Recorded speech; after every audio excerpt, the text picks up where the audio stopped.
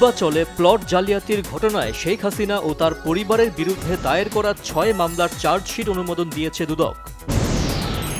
পাচার হওয়া অর্থ ফিরিয়ে আনতে আগামী সপ্তাহেই হচ্ছে বিশেষ আইন। প্রধান উপদেষ্টার সভাপতিত্বে টাস্ক ফোর্সের বিশেষ বৈঠক শেষে জানিয়েছেন প্রেস সচিব শফিকুল আলম।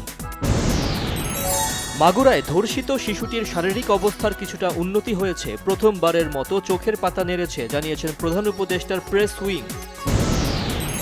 মাগুরায় শিশু ধর্ষণের মামলায় প্রধান আসামি হিটু শেখ ৭ দিনের এবং বাকি ৩ আসামি ৫ দিনের রিমান্ডে। নারীর প্রতি সহিংসতা ও ধর্ষণের প্রতিবাদে আজও বিক্ষোভ হয়েছে দেশের বিভিন্ন জায়গায়। ধর্ষক ও নিপীড়কদের বিচার দাবি।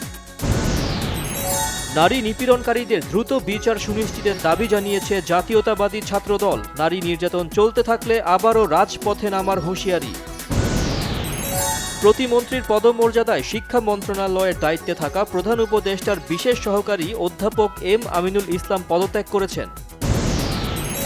জাতীয় ঐকমত্য কমিশনের কার্যক্রমের কারণে নির্বাচন প্রক্রিয়া বাধাগ্রস্ত হবে না, কারণ নির্বাচনের প্রস্তুতি নেবে সরকার ও নির্বাচন কমিশন, জানিয়েছেন কমিশনের সহসভাপতি আলী রিয়াজ। ডিসেম্বর টাইমলাইন ধরে জাতীয় সংসদ নির্বাচনের প্রস্তুতি নেয়ার কথা জানিয়েছেন প্রধান নির্বাচন কমিশনার এএমএম নাসির উদ্দিন। অংশগ্রহণমূলক নির্বাচনে সব ধরনের সহায়তা দেবে ব্রিটেন। জাতীয় নাগরিক পার্টির আহ্বায়ক নাহিদ ইসলাম বলেছেন, জুলাই গণ অভ্যুত্থানের মধ্য দিয়ে সংবিধান বাতিল হয়ে গেছে, এবার নতুন সংবিধান প্রণয়নে প্রয়োজনে আবার রাস্তায় নামা হবে। বিএনপির স্থায়ী কমিটির সদস্য নজরুল ইসলাম খান বলেছেন, শেখ হাসিনার আমলে বিশ্ববিদ্যালয়ের উপাচার্য থেকে শুরু করে সেনা প্রধান এবং আইন শৃঙ্খলা বাহিনীর প্রধানদের বিরুদ্ধেও ছিল দুর্নীতির অভিযোগ। রাষ্ট্র ক্ষমতায় গেলে জামায়াতে ইসলামীর নেতাদের সম্পদ বাড়বে না, বরং কমবে, বলেছেন দলের আমির ডাক্তার শফিকুর রহমান।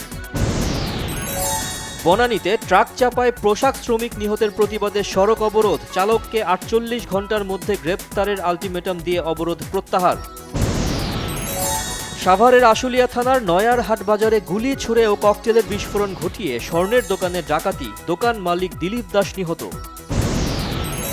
চীনে চিকিৎসা নিতে যাচ্ছে বাংলাদেশের ১১ জন রোগী। চীনের কুনমিং শহরে ৪টি হাসপাতাল বাংলাদেশি রোগীদের জন্য নির্ধারিত রয়েছে, জানিয়েছেন পররাষ্ট্র সচিব মোহাম্মদ জসিমউদ্দিন।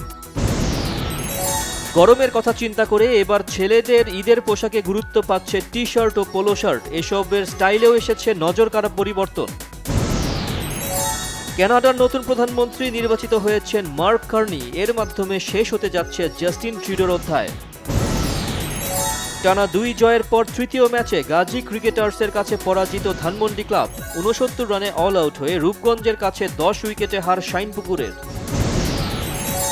নিজেদের মাঠে রায়ো ভায়াকানোকে হারিয়ে স্প্যানিশ লা লিগায় শীর্ষে থাকা বার্সেলোনার পয়েন্ট স্পর্শ করল রিয়াল মাদ্রিদ। বেহাল দশা এফডিসির, কর্মকর্তা কর্মচারীদের বেতন দিতেই হিমশিম খাচ্ছে প্রতিষ্ঠানটি। অনেক নির্মাতা আর প্রযোজনা প্রতিষ্ঠানের কাছে কোটি কোটি টাকা পাওনা থাকলেও তা উঠানো যাচ্ছে না।